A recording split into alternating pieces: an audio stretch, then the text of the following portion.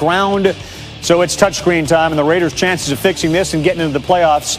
You kind of look at where we are, and you scroll down to the Raiders and the 3 games they have left. The point being 63, 58, 53. Let's say they win all of them, they're going.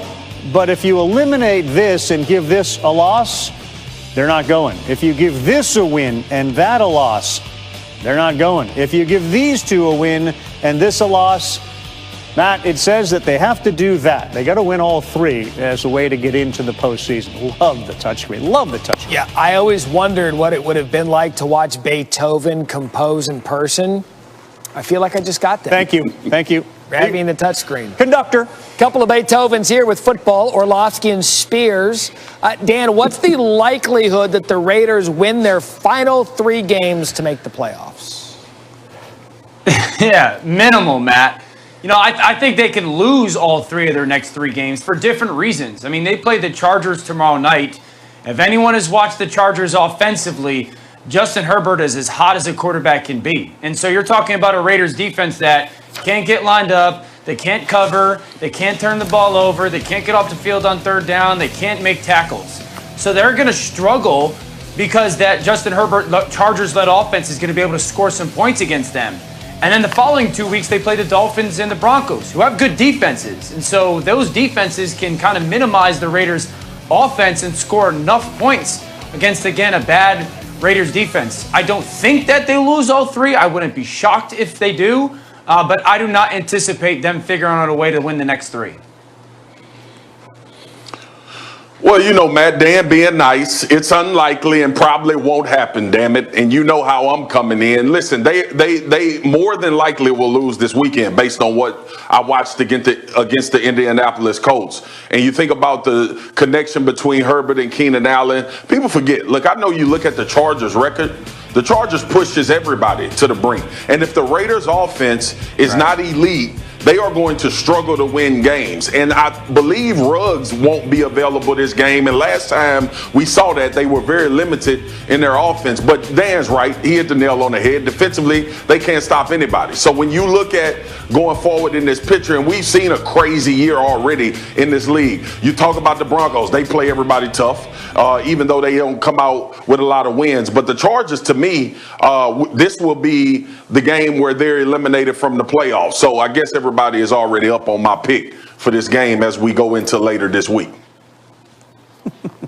I think we're up on it. Now we go 4 wide. We've Matt in here. So our analytics department gives the Chiefs and the Packers the best odds to meet in the Super Bowl. The same analytics department, working really hard, says the top 2 contenders for the MVP are the respective quarterbacks of those teams. Before Week 14, Mahomes was minus 500, Aaron Rodgers plus 450. After Mahomes threw 3 interceptions against Miami, last time I checked, though, they won the game. Rodgers had 4 total TDs against Detroit. Mahomes' odds dropped. Rodgers is now a plus 190, according to Caesars William Hill. All right, so it feels like it's a TBD. Dan, who's your front runner for the MVP right now and why? Yeah, it's Aaron Rodgers. He's doing more with less. You know, and this is one of those moments where everyone's going to hate you because you're not saying Patrick Mahomes, but he's got more touchdown passes than Patrick. He's got a better QBR than Patrick. He's got a better touchdown to interception ratio than Patrick. And he doesn't have Andy Reid, and he doesn't have the best football player in the NFL. It's not a quarterback in Travis Kelce, and he doesn't have Tyreek Hill, and he doesn't have Mecole Hardman, and he doesn't have Sammy Watkins. He's got some nice pieces, and Devontae Adams is playing wide receiver as good as anybody in the NFL. But Aaron Rodgers is on a different stratosphere right now. And it certainly is a 2-man race. But this is a week-to-week award right now, Carl. TBD. Like, yep, I hear Rodgers you. balled on Sunday, and Mahomes struggled. So I'm giving it to Rodgers. Rav, listen, man. You cover baseball, right? And I don't know if this is applicable in baseball, but I know Mike Trout is trending towards being, if not the greatest player ever, definitely in that conversation. And in basketball, we had Giannis this year, right? Everybody know LeBron. Everybody know LeBron, the damn MVP. Everybody knows that. And like everybody knows in football, Patrick Mahomes is the MVP. Like, we're having a conversation. And look, this is not to take anything away from Aaron Rodgers at all. Aaron Rodgers is playing out of his mind. But he ain't the most valuable player in the NFL. We know that it's Patrick Mahomes. Everybody, Aaron Rodgers knows that it's Patrick Mahomes being the MVP of this season. I get it. Work more with less and all of that. All of that stuff is great. And that's the arguments people use. But just like in the NBA, we know damn well coming into every season, LeBron is going to be the MVP. They just got to give it to somebody else to keep people engaged. So for me, it's Patrick Mahomes. You see what he's doing? He's spotting people points. He's giving the ball away and walking people down and showing us still he the best. So it's Mahomes. Bro, we're not asking you who's the best player. That's the best we know player Patrick argument. Mahomes is the best quarterback. That's the Mike Trout best player argument. This is valuable. Let me ask you this, Dan. If you had one quarterback for one game to win of those two, who do you take? Mahomes. Patrick Mahomes until he retires. So that you're both making the same case for best player, but MVP goes with the numbers. I checked with the analytics department. They side with Orlovsky right now. The analytics department. Marcus. Let's go. Marcus. Sure. Analytics. Rav. Yo. I'm sure the damn analytics department had the Saints beating the Eagles too this past weekend. Yeah. So take your analytics and do what you do with when he's Hey, wrong. First of all, we're not going to start picking on the math people. They're people too. Marcus.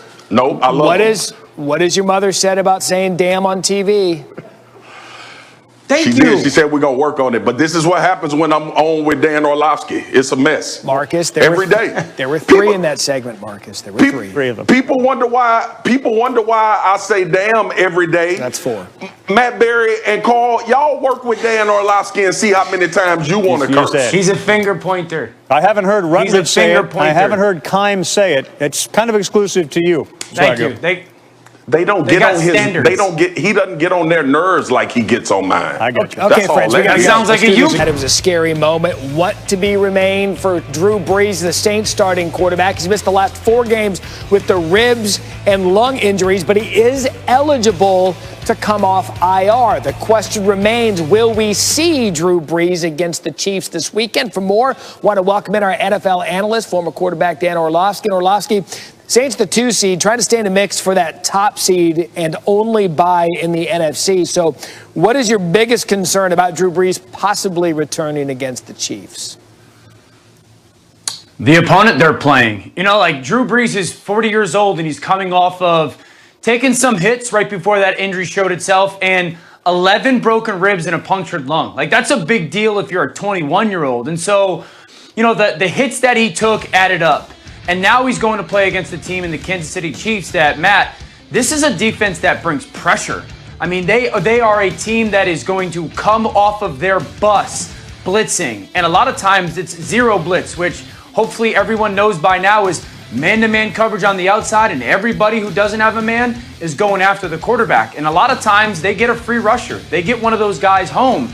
And so the question isn't, is Drew, at least for me, is Drew capable of moving around and making all the throws that are necessary? The question is he capable of taking the 4 or 5 hits that he will take when the Chiefs bring that zero blitz if you want to try and hurt it? And so that's the biggest question, is if that pressure is coming, how will that body hold up? Because it takes one. It takes one hit against some of those free blitzers to derail this Saints season, not for just the regular season, but also the playoffs. Yeah, and Dan, you're talking about a Saints team 10-3, perhaps a surprising loss last week to the Eagles, but to get to where they want to be in the postseason and beyond, they have to have a healthy enough Drew Brees to get them there. Dan is coming back in a little bit. Tell us why Patrick Mahomes not his MVP favorite right now. Orlovsky just cooking up hot takes in his oven out there in Connecticut somewhere. Hot nuggets from Orlovsky, former quarterback for the Lions. Speaking of that, this just in, Chris Mortensen and Adam Schefter, some news this morning.